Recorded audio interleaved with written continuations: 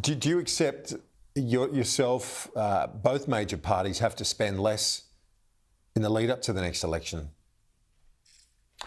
Well, you've got to contain the growth in spending, and we're seeing a 16% growth in spending in 2 years in this last budget from this government. And we're seeing that the vast majority of the money that they get in extra taxation from strong iron ore revenues, from higher personal income tax, which is about 50% of the increase in taxation, is being paid for by the Australian people, and their budgets are in terrible state, Kieran, and that's the most important point. There is no plan from this government to restore Australian standard of living. They've been going backwards, and they're in dire situations right now. Now, you'd say, well, okay, the government should be focusing, as you rightly say, on containing the growth in government spending, but Australia is at the back of the pack in dealing with this inflationary pressure. We've still got interest rates where they were, and yet we're seeing interest rates coming down in the UK and the US, in Canada and Europe and elsewhere, and that's a function of the fact that this government has been at the back of the pack in dealing with these pressures. The Treasurer basically ruled out any move on negative gearing, says this is just simply what public servants do, put up advice, look at modelling and so on, but it's clear it won't be part of the government's approach to the next election. Do you welcome that?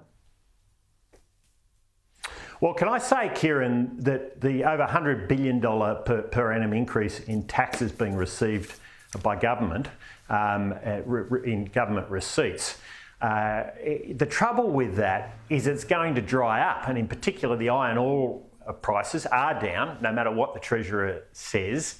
They're down on where they were, and the expectation in the government's own budget is that those receipts are going to come down sharply. So the Treasurer is looking for any which way of getting his taxation receipts up. We know he's coming after unrealised capital gains. We know he's coming after franking credits, but we learned that he's got a secret plan in motion to go after negative gearing and capital gains tax. Well, he should be upfront with the Australian people on this. To say it's not controversial to be working on a plan for going after negative gearing and capital gains tax, well, only this Treasurer could come up with that spin. Of course it's controversial, and he should be upfront about it.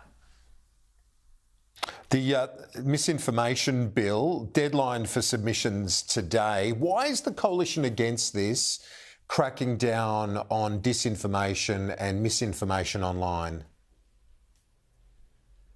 Well, we believe in free speech, Kieran. We believe in it, and this is whilst at the end of the day, there's always a balance here. There's a certain boundary that you have to establish. This is getting the balance wrong.